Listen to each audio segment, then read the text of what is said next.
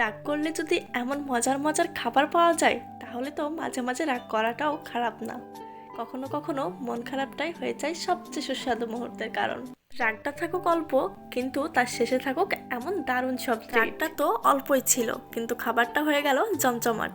তাই ভাবছি মাঝে মাঝে রাগ করলে ক্ষতি কি, যদি শেষে এমন সুখের প্লেট মেলে। হোক, হ্যালো এভরিওয়ান, কেমন আছেন সবাই? চলে আসলাম আরও একটা ছোট্ট ভিডিও নিয়ে। আজকের ভিডিওটা অবশ্য বেশ কয়েকদিন আগের, সময় স্বল্পতার কারণে পোস্ট করা হয়নি। সেদিন রামিসার আব্বুর সাথে আমার দুষ্টু মিষ্টি একটু ঝগড়া হয়েছিল, তাই সে রাতে আমার জন্য বিরিয়ানি এনেছিল রাগ ভাঙানোর জন্য। এমনটা যদি রোজ হতো তাহলে তো আমি রোজ রোজই এরকম ঝগড়াই করতাম। তো যাই হোক, এই ফলটাকে কেউ চিনেন? জেনে থাকলে নামটা অবশ্যই বলে যাবেন, কারণ আমি নিজেও জানি না ওটার নাম। তো যাই হোক, সেদিন সকালের খাবার ছিল এই যে পরোটা। পরোটার সাথে অবশ্য ডাল তো থাকতেই হবে, কারণ পরোটার সাথে বেস্ট কম্বিনেশনই তো ডাল। আর সাথে আরও ছিল গরুর ভুঁড়ি। গরুর ভুঁড়ি আমি যেহেতু ভীষণই পছন্দ করি, তাই রামিসার আব্বু এটাও নিয়ে এসেছিল আমার জন্য, কারণ আমি ভীষণই পছন্দ করি। আর সেই দিন ডাল পরোটার হোটেলে গরুর ভুঁড়িও সে দেখেছিল, তাই দুটোই নিয়ে এসেছিল। বাড়ির রান্না তো আমরা রোজ রোজই খাই, মাঝে মাঝে এরকম দোকানের কেনা খাবারে নাস্তা করলে মন্দ হয় না। রোজ রোজ রুটি, বাড়ির রান্না, খিচুড়ি খেতে খেতে যখন একঘেয়েমি চলে আসবে, মাঝে মাঝে দোকানের এরকম পরোটা কিনে খেলে মুখের স্বাদটা ফিরে আসবে। আর আমার তো এগুলো ভীষণই ভালো লাগে, মাঝে মাঝে, সব সময়ের জন্য না। সব সময় এরকম আনহেলদি খাবার খাওয়াও ঠিক না, তাই এটা মাঝে মাঝের জন্যই ঠিক আছে। তো যাই হোক, বিকেলবেলায় রামিসা বার্গার খাওয়ার জন্য কাজ ছিল, তাই তার জন্য বার্গার আনা হয়েছিল।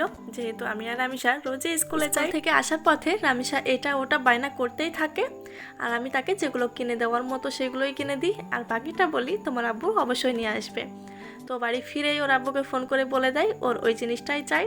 তো কি আর করার, ওর আব্বু তার জন্য সেটাই নিয়ে আসে।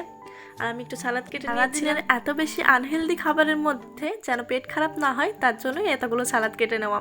রামিসা অবশ্য সালাদটা ভীষণ পছন্দ করে, আর আমিও খাই। আর রামিসার আব্বু তো রোজ রাতে এক বাটি করে সালাদ খাই। যাই হোক, সবশেষে তো রাতের পালা। আগেই বলেছি ভিডিওটা কয়েকদিন আগের করা, সময় স্বল্পতার কারণে পোস্ট করা হয়নি। আজকে ভাবলাম পোস্ট করেই ফেলি, ফোনে শুধু শুধুই পড়ে আছে।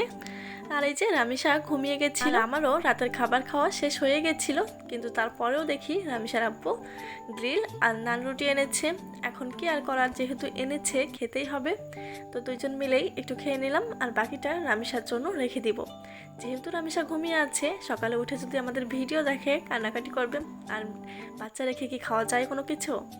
এই জন্যই রামিসার জন্য রেখে দিব, আর আমরাও একটু একটু করে খেয়ে নিলাম। যেহেতু আমার পেট ভরাই ছিল, বেশি খাওয়া এমনিতেও সম্ভব ছিল না। রামিসার আব্বু আজকে বাড়ির খাবার না খেয়ে এটা খেয়েই রাতের খাবারটা শেষ করলো।